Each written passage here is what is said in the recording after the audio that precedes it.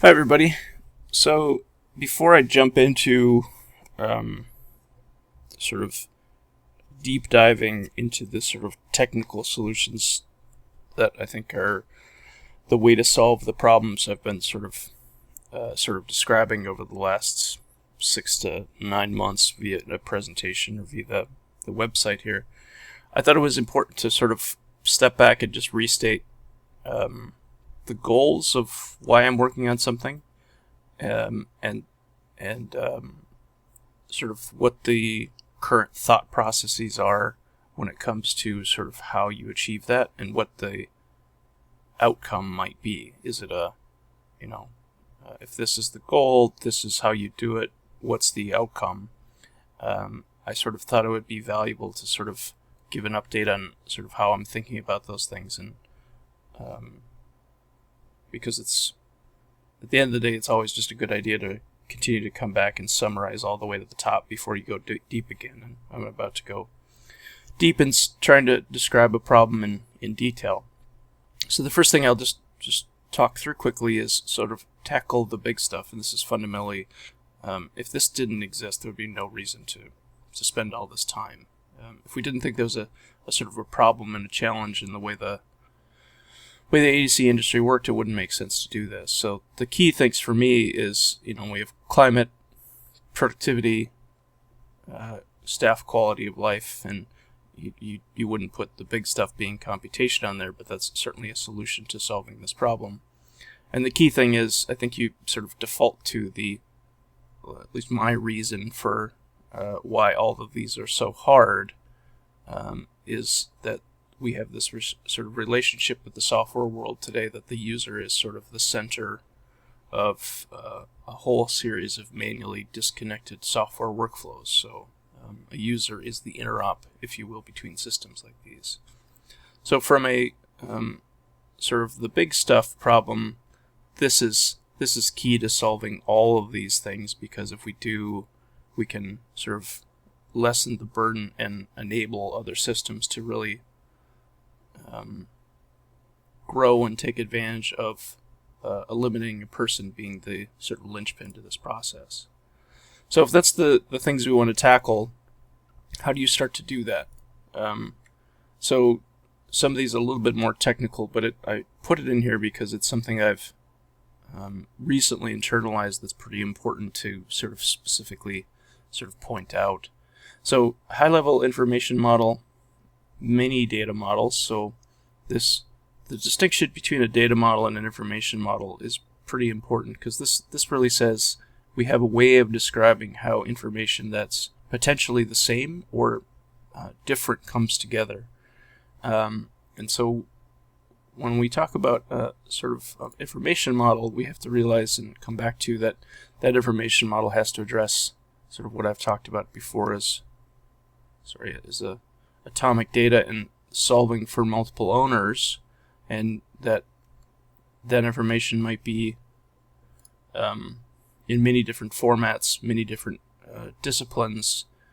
But the key thing that you take away from this in thinking about an information model is that doesn't need to describe how you sort of, if you will, encode the data in a schema or any of these things. So it's important to realize that you can have that higher level that actually helps you orient the world, but you don't have to have one data model.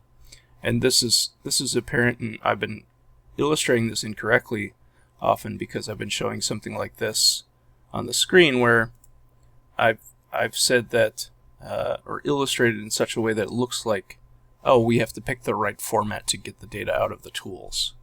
And I think that's an incorrect way of thinking about it. It's actually a sort of, just like everybody else's view of the world, is like, my format's the best way to do that.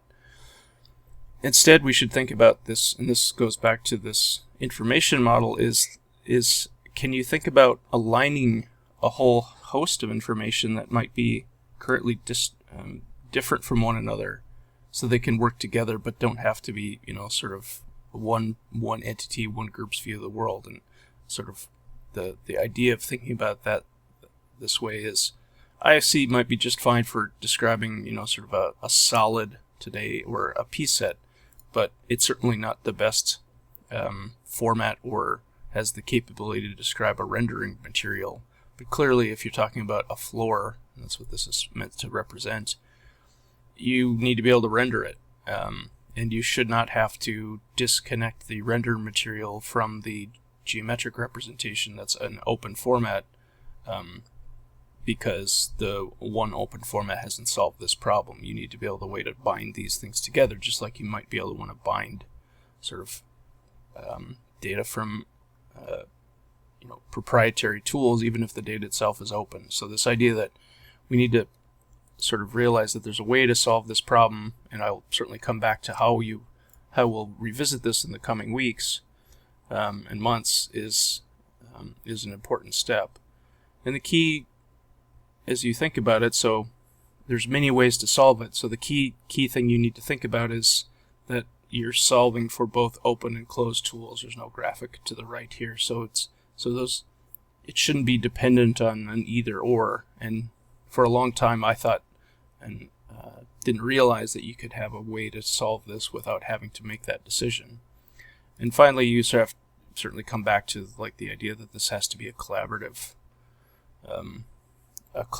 based approach, and it needs to solve some of the fundamental things. Like geometric interop is always hard.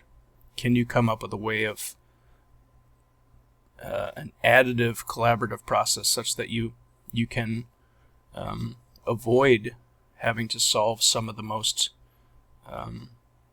complex problems that exist? And if you can adopt sort of a collaborative workflow that doesn't require solving the most complex of problems, which is the geometric workflow, but actually can think of those as additive versus sort of replacement, as in when you move a floor from Rhino to Revit, let's say, I'm not replacing the definition in Rhino with the one in Revit. I'm actually saying, well, I have two. I have the one in Rhino and the one in Revit, and they might be simultaneously useful for something, and that's a key part of this sort of solving the collaborative workflow problem.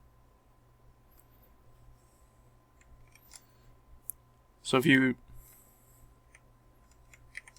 come back to sort of the last topic here, and I'll minimize those. Let's say you had the best technology approach and you had the best, sort of schemas, and you're super collaborative in sort of defining how a solution should work. If you can't get the market to sort of understand and make changes to how they operate, then, fine, it's a good idea, but it doesn't actually solve a problem. So this is the last, and I think the most actually important part of the work I'm trying to do here is actually prove out there's a different, more valuable way of thinking about how tools come together. And so the first thing as we look at these is certainly this idea that we absolutely have multi-product workflows, and so having more of those tools is better than having fewer, because there's the opportunity to solve different problems. Today, the approach that we have to use, and there's all kinds of reasons for this, cost and user experience and so forth. We're often in the situation that we choose one, which is far from perfect. And it's also true that if you look at the market, once firms get to a certain size, software companies get to a certain size, the efficiency of R&D spend becomes quite contrapositive, as in you spend a lot more money, but a lot less product comes out because you sort of have to solve for larger things. So if we can orient it the purchasing side of things, that we purchasers side of things, as in people that buy the software, that we think a multi-product approach is actually the best strategy to give us the best value, then that's important. So you have to sort of, if we can brace that, then we have to make sure this sort of connected data approach can produce that with and still produce value, versus what it is today is often not the case. The thing also I feel that it took me a long time to learn and to sort of switch my thinking around is we shouldn't think about replacement of products, especially the binary version of that story. Like, we need a better product, so we need to get rid of one and add the other.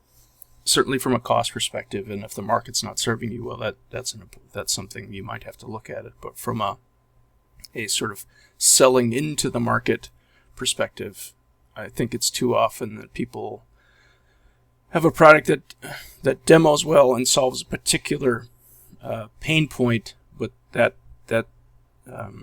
it's thought that translates into it being a meaningful replacement for another tool, where there might be 50 other people in a company that say, well, actually, I don't use the tool for that, I use it for this. And so what you have is this mismatch of something that might look like a replacement to a software company or to someone within a firm, but it's actually, it satisfies a subset of a need. So you end up sort of, if you have to only have one of those tools, those new tools will never make their way into the organization.